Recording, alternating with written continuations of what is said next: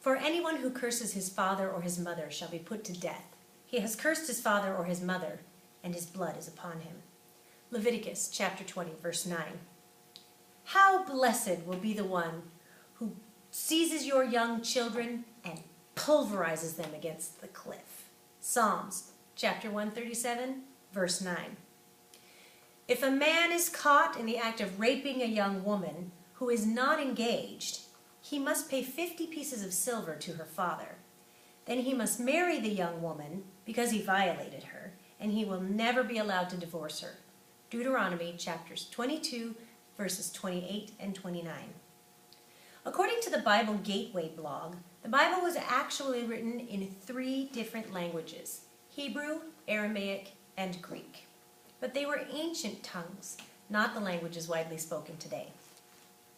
Translating through several permutations can be like the children's game of telephone, where what we hear at the end is far different from its origin.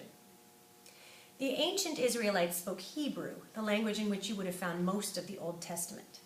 Ancient Hebrew dates back earlier than 1500 BC and is comprised entirely of consonants. Ancient Aramaic was originated by the Aramaeans in northern Syria and was widely spoken under the Assyrians. Like modern Spanish and Portuguese, Hebrew and Aramaic are distinct tongues, but closely related, so that a speaker of one might easily understand a speaker of the other. Biblical Greek was not formal, but rather koine, or common Greek. Because of Rome's conquest of Greece, Greek culture was prevalent in the empire. The bulk of the New Testament was written in this language.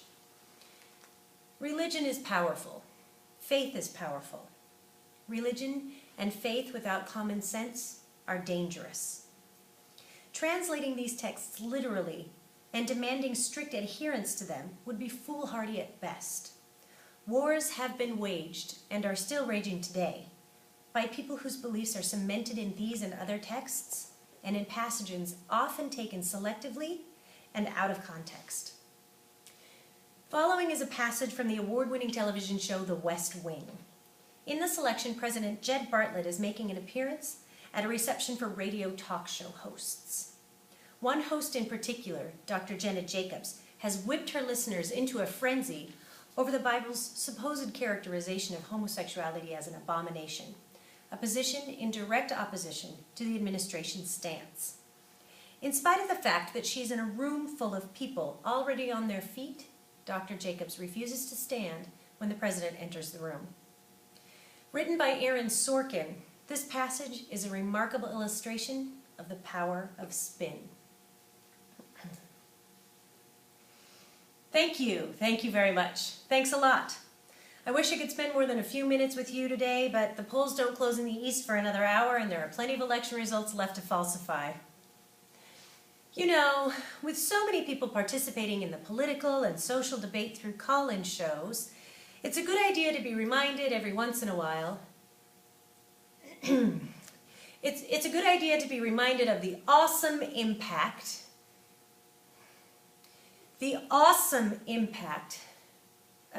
I'm sorry. You're Dr. Jenna Jacobs, right? Yes, sir. It's good to have you here. Thank you.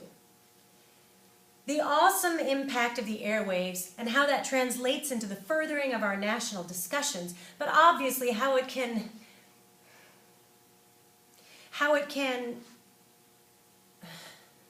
forgive me, Dr. Jacobs, are you an MD?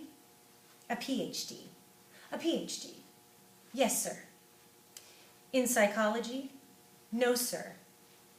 Theology? No. Social work? I have a PhD in English literature. I'm asking because on your show, people call in for advice, and you go by the name Dr. Jacobs on your show, and I didn't know if maybe your listeners were confused by that and assumed that you had advanced training in psychology, theology, or healthcare. I don't believe they are confused. No, sir. Good. I like your show. I like how you call homosexuality an abomination. I don't say homosexuality is an abomination, Mr. President. The Bible does. Yes, it does. Leviticus 18:22. Chapter and verse. I wanted to ask you a couple of questions while I had you here. I'm interested in selling my youngest daughter into slavery as sanctioned in Exodus 12:7. She's a Georgetown sophomore, speaks fluent Italian, always cleared the table when it was her turn. What would a good price for her be? While thinking about that, can I ask another? My Chief of Staff, Leo McGarry, insists on working on the Sabbath. Exodus 35:2 clearly states that he should be put to death. Am I morally obligated to kill him myself, or can I call the police? Here's one that's really important because we've got a lot of sports fans in this town. Touching the skin of a dead pig makes one unclean. Leviticus 11:7. If they promise to wear gloves, can the Washington Redskins still play football? Can Notre Dame? Can West Point? Does the whole town really have to be together to stone my brother John for planting different crops side by side? Can I burn my mother in a small family gathering for wearing garments made of two different threads? Think about those questions, will you? Oh, and one last thing. While you may be mistaking this for your monthly meeting of the Ignorant Tight Ass Club, in this building, when the president stands, nobody sits.